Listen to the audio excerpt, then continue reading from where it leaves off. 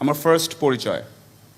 আমি এখন হয়তো একটু উচ্চবিত্ত স্টাইলে কথা বলছি, স্টাইল মারছি, ইংলিশ বলছি, but I have an interesting journey of 20 years, where from there socioeconomic class I crossed couple of classes.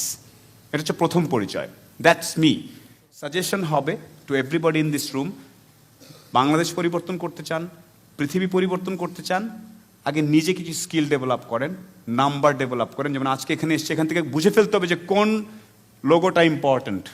অর্ধেক বুঝবেন না, ওটা নিয়ে গুগল করে ফাটায় ফেলেন, বুঝলাম না কেন।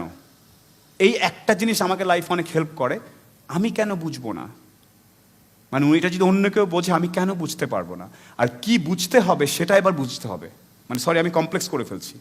আমার দিকে আবারও তাকানে এই স্টেজে, এদিকে তাকালে অনেকগুলো এলিমেন্ট হবে, অ্যাটেনশন নষ্ট করবে, আমার নড়াচড়া, হাত, স্টাইল। আমি অনেকটা আলো নিয়ে নিব আপনার কাছ থেকে।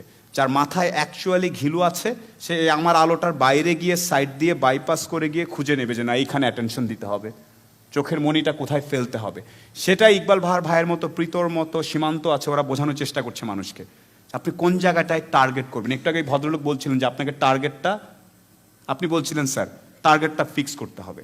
So that is the whole point. এখন আমরা অনেক এম্পাওয়ার্ড হয়ে গেছি ফেসবুক ইত্যাদির মাধ্যমে, আমরা খুব মনে করছি আমরা 4-5 ঘন্টা টাইম কাটাচ্ছি, বাট আমি ভুল জায়গায় টাইম কাটাচ্ছি। আমি মেমে পেজে, প্র্যাঙ্ক পেজে, ওখানে ওটার 10,000 লাইক হয়েছে, ওটার 5 লাখ ফলোয়ার হয়ে গেছে, আমরা খুব এক্সাইটমেন্ট হচ্ছি, নাটকে দেখছি, অর্ধেক টাইম কাশবনের মধ্যে ফোন দিয়ে লোকজন কেমন আসছো, তুমি আসছো। তারপর বড় বড় প্রথিতযশা লোকজনকে দেখছি আজে বাজে সাবজেক্ট নিয়ে নাটক করছে, ছোট্ট করে, মানে যেগুলো অশ্লীল জিনিসপত্র নিয়ে লাইক আর মানে ভিউ পাওয়ার জন্য কাজ করছে। এবং বলা যাবে না এরকম কিছু ঘটনা আমি দেখেছি, যেটা বাংলাদেশে দেখবে এটা ভাবিনি। এমন এমন মানুষকে আমরা স্টার বানাচ্ছি, তাদের কথা শুনছি, কিন্তু কেউ এসে বলছে না যে আধা ঘন্টা যে বাচ্চাটা মরে যাচ্ছে, কেউ এসে বলছে না যে বাংলাদেশ রাইস গবেষণা ইনস্টিটিউট যার একটা নতুন জাতের রাইস বানিয়েছে, কেউ বলছে না যে রাজশাহীর লোকটা যে আমকে কি করে ইউরোপে আম পাঠাই দিচ্ছে। তো আপনি আমি এখানে বসে আছি, ফেসবুক, মোহ ইত্যাদি কাকরালের জ্যাম নিয়ে কথা বলছি, ওখান থেকে একটা বড় গ্রুপ, এই ইকবাল ভাইয়ের যে 6-7 হাজার ছেলে মেয়ের কথা বলছে, এই ধরনের একটা গ্রুপ আম, ডাল, ভুট্টা, সবজি, ছাগল, গরু এগুলো রপ্তানি করে কাজ করে অনেক দূর এগিয়ে যাচ্ছে। ওগুলো হচ্ছে আসল সেলিব্রিটিস, আমি না। These are actual people. পাট নিয়ে যে সোনালী আঁশ দিয়ে ইয়া বানিয়ে ফেলেছে আপনারা জানেন, পাট দিয়ে পলিপ্রোপাইলিন, যেটা পিই, পলিইথিলিন, পলিপিপি, পলিপ্রোপাইলিন দিয়ে প্লাস্টিক পাট মিলিয়ে প্যাকেজ বানিয়ে ফেলছে মোবারক সাহেব। তাকে কোথাও আপনারা দেখবেন না, তারে কেউ এগুলো খায় না পাবলিক, উনি তো অনেক বয়স্ক, কথা বলতে পারে না, তার তো বরং চলো ওই ছেলেটা অর্ধেকটা গান গেয়েছে, ওকে নিয়ে আমরা মাতামাতি করি। আপনাদের এই রুমের প্রত্যেকের প্রতি রিকোয়েস্ট, আসল জিনিস নিয়ে মাতামাতি করা শিখতে হবে। আসল কোনটা নিয়ে মাতামাতি করব। আসল জিনিস নিয়ে বন্ধুরা আপনাকে হাসবে, পাগল বলবে, একটু ব্যাককল বলবে, হ্যাঁ আমি ব্যাককল, আই এম ফাইন। আমার ব্যাককল থাকার কারণে যদি আরো আসল কজটাতে হেল্প হয়, সেইটা অনেক বেশি উপকারী। ঠিক আছে, আচ্ছা এখন আরেকটা জিনিস বলি। So these are my points. আমি আপনাদেরকে বলবো আবার একটু পয়েন্ট আউট করেন। আর কিছু বেসিক স্কিল আছে, গ্লোবাল লেভেলে আসতে গেলে বেসিক স্কিল লাগবেই। আপনার বয়স 22, আপনাকে 3-4টা ল্যাঙ্গুয়েজ জানতে হবে। আপনার বয়স 21, আপনাকে কম্পিউটারের 4-5টা অপারেটিং সিস্টেমগুলো জানতেই হবে। এগুলো নিয়ে এখন কিছুই বলার নাই, কেমনে শিখবেন, কোত্থেকে শিখবেন আমি জানি না, এটা আপনার করতেই হবে। এটার জন্য কি করা যায়, কোথায় করা যায়, এটা আপনাকে করে নিতে হবে। আমার স্কুল শেখায় নাই, আমি তো ঢাকার বাইরে ছিলাম, আমি তো মফস্বলের, কিচ্ছু আসে যায় না। আমিও 22 বছর বয়স পর্যন্ত গাড়ির সিট বেল্ট কেমনে বাঁধে জানতাম না, সেটা বলে লাভ নেই। আমি জীবনে স্বপ্নেও দেখিনি আমি প্লেনে উঠতে পারবো, আজকাল চিন্তা করি প্লেনে কয়বার লাভ দেওয়া যায়। So anything can happen in your life. So ওইটা নিজে খুঁজে বের করে নিতে হবে স্কিল। আমাকে কেউ এসে বলে নাই যে তুমি আইবিএতে যাচ্ছ পরীক্ষা দিতে, তোমার ইন্টারভিউতে কি হবে, আমাকে নিজেকেই চিন্তা করতেছে, এটা জিজ্ঞেস করলে এটা বলবো, আবার এটা জিজ্ঞেস করলে ওইটা বলবো। সো আমি মাঝে মাঝে বলি, পাগলের প্রলাপ বলে একটা কথা আছে না, বিড়বিড় করে একলা যারা কথা বলে, এই গ্রুপটাকে আমি অনেক পছন্দ করি। নিজের সাথে নিজে কথা বলে সিস্টেম সব ঠিকঠাক করে নিচ্ছে, আরেকজন আসবে আগামী মাসে, তার সাথে কথা বলে নিজের স্কিল বাড়াবার টাইম নেই। বাথরুমে বসে আছেন, এখন মনে হচ্ছে এখনই, দুটো কাজ একসাথেই করেন। We live in a country with lot of problems, এটা মানতেই হবে, রাইট, এভরিওয়ার। এখন প্রবলেমগুলো আমরা দেখি বিভিন্নভাবে। ফর এক্সাম্পল, সড়ক দুর্ঘটনা, বাংলাদেশে রোড অ্যাক্সিডেন্টস। আমি প্রায়ই দেখছি ন্যাশনাল ডেইলিতে ঢাকায় হেলমেট পরানো নিয়ে খুব বড় বড় ছবি ছাপা হচ্ছে, ওনাকে এতজনকে ফাইন করেছে, খুব আমরা উত্তেজিত, সবাই স্ট্যাটাস দিচ্ছি। বাট আপনাদেরকে একটা স্ট্যাটিস্টিক্স দেই, গত বছর যে 7,500 মানুষ মারা গিয়েছেন, তারা সবাই ঢাকার বাইরে মারা গিয়েছেন। তো ঘটনাটা ঘটছে ঢাকার বাইরে, আমরা খুব বড় বড় পত্রিকা টিভি, ঢাকায় ওনাকে হয় নাই, উনি উল্টা দিক দিয়ে গিয়েছেন, এই করেছেন। আমাদের পুরো ফোকাসটাই উল্টা। মারা গিয়েছে লক্ষ্মীপুরে, বনানীতে ট্রাফিক সিগন্যাল নিয়ে আমরা বড় করে পেজ টেজ করে ফেলতেছি, আমাদের অ্যাটেনশনটা আবার একটু উল্টাপাল্টা হয়ে যায়। এই জায়গাটা একটু বুঝতে হবে যে অ্যাকচুয়ালি প্রবলেমটা কি হচ্ছে। আপনি কি জানেন বাংলাদেশে প্রতি আধা ঘন্টায় একটা করে শিশু বাড়ির পাশের পুকুরে ডুবে মারা যায়? কত ভয়ানক প্রবলেম। ইকবাল বাহার ভাই বলার পরে আমি আশাতে কোনো একটা পরিবারের বাচ্চা মরে গেছে, একটা মা পাগলের মতো উল্টা পাল্টা শুয়ে কান্নাকাটি করতেছে এই মুহূর্তে। আপনি সোশ্যাল ডেভেলপমেন্ট করতে চান, ফাইন্ড আউট সামথিং, যে মায়ের গলার যে পুতলিটা পরে আর ছেলে যে পুতলিটা পরে ওটার মধ্যে কিছু প্রক্সিমিটি সেন্সর অ্যাড করবো, যাতে একটু দূরে গেলে মায়ে খায়, শখ খায়, টের পায় যে ওর বাচ্চা পানির কাছে চলে যাচ্ছে। Find something like that. Not Bashundhara থেকে কিভাবে গরম গরম পিৎজা ওখানে নিয়ে যাব ডেলিভারি এবং ন্যাশনাল আইসিটি অ্যাওয়ার্ড পেয়ে যাব। রং।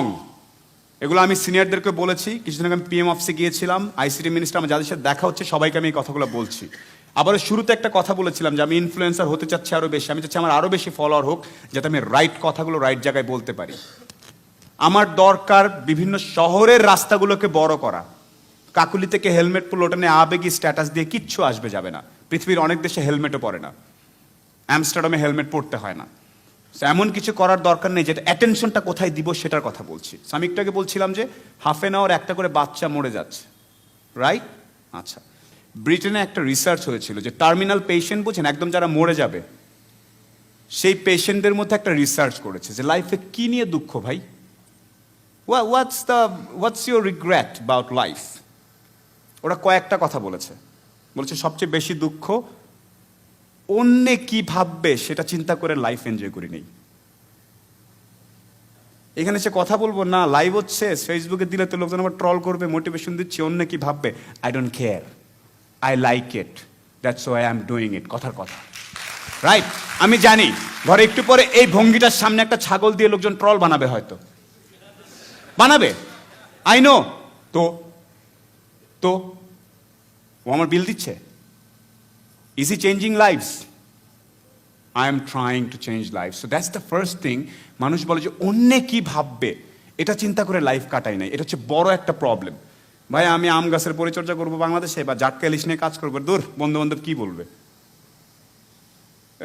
কি মানুষ তো অন্যদিকে চলে যাচ্ছে, আমি তো জাটকা নিয়ে কাজ করবো, কি প্রতিদিন এসে আমি অনলাইনে এগুলো বলবো, পোলাপাইনরে কি ভাববে চিন্তাতে যাওয়া যাবে না। That's one of our core thoughts, because আমি জানি, আমার এখনো মনে আছে, আমরা 5 ভাই বোন ছিলাম। আমরা ঈদে, আমার কলেজে থাকার সময়, তখন তো মানুষের পাখা গজায়, সো ঈদে আমি শার্ট কিনলে আমার ভাই প্যান্ট কিনতে পারবে, এরকম ফ্যামিলির আমি। সো টাকার ব্যাপারটা কি, এটা আমাকে শিখায় লাভ নেই। আই আন্ডারস্ট্যান্ড যে money is very important, but it is not that important.